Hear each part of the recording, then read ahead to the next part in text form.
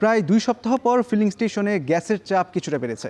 বিস্তারিত জানাতে রাজধানীর গাবতলী এলাকা থেকে যুক্ত হচ্ছেন সহকর্মী শাহরিয়ার জামান পুলক।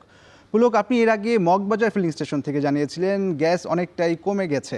গাবতলীতে কি অবস্থা? পর্যাপ্ত গ্যাস কি পাচ্ছেন চালকেরা?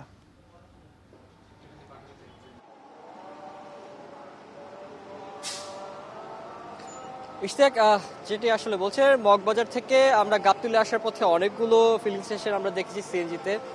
সিএনজি ফিলিং স্টেশন যেগুলো রয়েছে সবগুলোতে আসলে পর্যাপ্ত পরিমাণে গ্যাস তারা সরবরাহ করতে পারছে এবং যারা গ্যাস নিতে আসছেন, যারা ড্রাইভার এবং সিএনজি চালকরা রয়েছেন, তারা বলছেন যে সঠিক সময়ে তারা গ্যাস পাচ্ছেন। আমি যদি একটু বর্তমান চিত্র দেখাতে চাই, এখন রয়েছি আমি গাবতলীর একটি ফিলিং স্টেশনে সিএনজির। সেখানেও কিন্তু এখন একই চিত্র দেখা যাচ্ছে যে সেখানে পর্যাপ্ত পরিমাণে যে গ্যাস যে প্রেশারটি থাকার কথা, সেই প্রেশার মোতাবেক আসলে তারা দিতে পারছেন। তবে এখানে যারা কর্তৃপক্ষ রয়েছে তারা বলছেন যে সঠিক হারে প্রেশার পাইলেও তারা কিছুক্ষণ আসলে তারা পেয়ে থাকলেও তারা আসলে কিছুক্ষণের জন্য তারা দিনের একটি 3 থেকে 4 ঘন্টার জন্য তারা কিছু সময় ফিলিং স্টেশনগুলো বন্ধ রাখছে।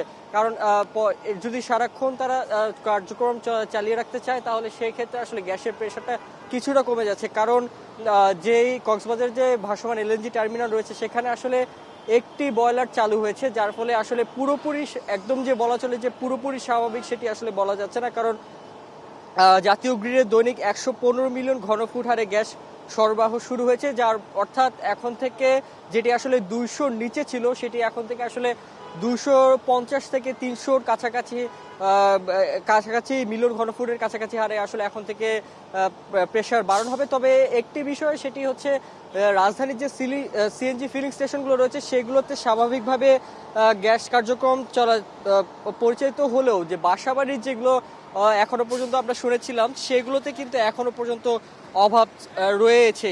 তো এই ছিল ইশতিয়াক আমার কাছে বর্তমানে গাবতলী যে ফিলিং স্টেশন সেগুলো থেকে সর্বশেষ পরিস্থিতি। জানছিলাম রাজধানীর ফিলিং স্টেশনগুলোর পরিস্থিতি। এবারে জানবো রাজধানীর বাইরের অবস্থা। নেত্রকোনায় গ্যাসের চাপ বাড়ায় স্বাভাবিক হতে শুরু করেছে পরিস্থিতি, ফিরেছে স্বস্তি। বিস্তারিত জানাতে যুক্ত হচ্ছেন রিফাত আহমেদ রাসেল।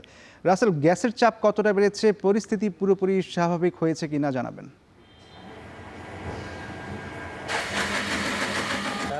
আপনি শুরুতে যেমনটা বলছিলেন, নেত্রকোনা কিন্তু গত 14 দিন ধরে একেবারেই গ্যাস সরবরাহ বন্ধ ছিল। জেলার যে একটি মাত্র সিএনজি স্টেশন রয়েছে সেই সিএনজি স্টেশনটিও কিন্তু পুরোপুরি বন্ধ হওয়ার ফলে কিন্তু জেলার যে প্রায় 10,500-এর উপরে যানবাহন রয়েছে সিএনজি চালিত, তারা কিন্তু অনেকটাই বিপাকে পড়েছিল। তবে আসার কথা হচ্ছে গতকাল থেকেই কিন্তু গ্যাস সরবরাহ এই স্টেশনটি থেকে শুরু হয়েছে এবং চালক যারা রয়েছে তারা বলছে যে এখন যেভাবে আসলে গ্যাস সরবরাহ হচ্ছে তাতে কিন্তু তাদের মধ্যে কিছুটা হলেও স্বস্তি ফিরেছে। আমরা এখানকার যারা কর্তব্যরত রয়েছেন বা ইঞ্জিনিয়ার রয়েছেন তাদের সাথে কথা বলেছিলাম, তারা আমাদেরকে যেমনটা জানিয়েছেন গতকাল পর্যন্ত এখানকার যে পিএসআই ছিল সেই পিএসআই কিন্তু 6 থেকে 7 পর্যন্ত ছিল। আজকে কিছুটা কমলেও কিন্তু পুরো দমে আসলে গ্যাস সরবরাহ হচ্ছে, যার ফলে সকাল থেকে আমরা দেখেছি যে লাইনে দাঁড়িয়ে কিন্তু যে সিএনজিগুলো আসছে বা সিএনজি চালিত যানবাহনগুলো আসছে তারা কিন্তু গ্যাস সংগ্রহ করে যাচ্ছে। এছাড়াও আমি যদি বলে রাখি, নেত্রকোনা জেলা শহরে তিতাসের প্রায় 5,500 অর্থাৎ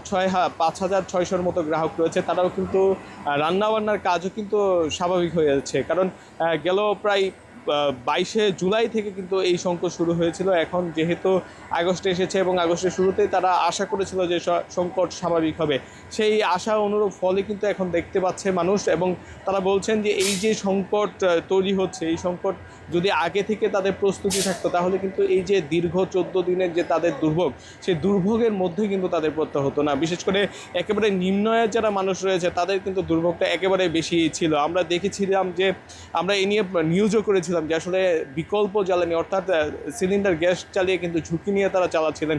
তবে এখন বলা যায় যে এই গ্যাস সরবরাহ স্বাভাবিক হওয়ার ফলে কিন্তু তাদের যেই ঝুঁকি এবং যে অস্বস্তি, সেই অস্বস্তি কিন্তু এখন কেটে আসছে। আজকে সকাল থেকে আমরা দেখেছি যে গ্যাস সরবরাহ করা হচ্ছে। এখানে চাপের কথা যদি বলে রাখি, 150 থেকে কিন্তু 180-র মধ্যে যে চাপ রয়েছে, যারা সিএনজি চালক রয়েছেন তারা বলছেন যে এই চাপটা কিন্তু আসলে গ্যাস সরবরাহের জন্য অনেকটাই আদর্শ। তবে এমন চাপ যদি প্রতিনিয়তই থাকে, অর্থাৎ সারাদিন যদি অব্যাহত থাকে, তাহলে লাইনে দাঁড়িয়ে আসলে গ্যাস সরবরাহ করতে হবে না। কারণ একটি সিএনজি আসবে এবং সাথে সাথেই কিন্তু তারা গ্যাস নিয়ে ফিরে যেতে পারবেন। তো সব মিলে বলা যায় এখন পর্যন্ত নেত্রকোনা গ্যাস পরিস্থিতি অনেকটাই স্বাভাবিক হয়েছে এবং চালকরাও কিন্তু এর ফলে কিন্তু খুশি রয়েছে। তো এই ছিল আমার কাছ থেকে নেত্রকোনার সর্বশেষ ইশতিয়াক।